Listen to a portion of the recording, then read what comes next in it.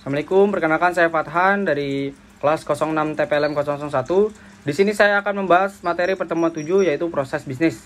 Proses bisnis itu adalah secara umum ialah aktivitas atau pekerjaan yang tersusun dan saling terhubung untuk memberikan solusi dan menciptakan produk atau layanan maupun jasa agar mendapatkan tujuan atau target tertentu. Proses bisnis ialah serangkaian instrumen untuk mengorganisasikan sebuah kegiatan dalam bisnis dan untuk lebih memahami peningkatan pemahaman atas saling keterkaitan suatu kegiatan. Proses bisnis itu juga mempunyai lebih dari satu karakteristik umum, diantaranya yaitu ada definitif, terstruktur, pelangganan, nilai lebih, ketertarikan, atau fungsi persilangan. Baik, kita lanjut. Ini ada poin A, analisa proses bisnis. Analisa proses bisnis ialah serangkaian kegiatan yang dikerjakan untuk memahami urutan pelaksanaan dalam sebuah organisasi yang memiliki tujuan agar mendapatkan laba atau keuntungan dengan sumber daya yang dimiliki. Untuk poin B-nya, faktor-faktor proses bisnis. Dalam analisa proses bisnis yang melibatkan banyak faktor juga dapat menyebabkan kompleksitas yang dinamis oleh banyaknya kemungkinan kejadian-kejadian yang akan dapat terjadi beriring dengan waktu yang berjalan.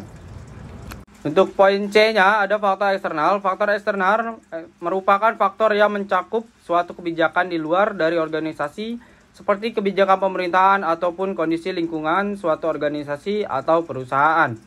Mengenali dan memahami tentang berbagai kondisi serta dampak akan terjadi adalah hal yang mutlak yang harus diteliti dan didalami lebih lanjut disebabkan oleh banyak hal, diantaranya yaitu 1. Faktor geografis, 2. Faktor kebijakan pemerintahan, dan yang terakhir ada faktor kebijakan global. Baik, kita masuk ke poin kedua, manfaat dan tujuan proses bisnis. Manfaat dari proses bisnis itu sendiri adalah untuk mempermudah dalam proses pemahaman alur dari proses bisnis secara integritas. Dalam proses bisnis, ini ada beberapa macam teknik. Yang pertama itu ada BPI. Ada pelatihan manajemen di mana para pemimpin perusahaan melakukan metode untuk menganalisa prosedur untuk mengidentifikasi area di mana mereka dapat meningkatkan akurasi, efektivitas, efisien, dan kemudian mendesain ulang proses tersebut untuk mewujudkan peningkatan. Yang kedua ada BPA, adalah teknologi yang membantu organisasi untuk menyediakan banyak waktu melakukan pekerjaan yang lebih penting. BPA ini mengoptimalkan aktivitas yang dilakukan berulang dalam keseharian yang menjadi mengalihkan tanggung jawab untuk menyelesaikan pekerjaan. Tujuan dari proses bisnis itu sendiri juga ada untuk mendefinisikan tahap atau alur yang akan diambil agar mencapai target atau tujuan.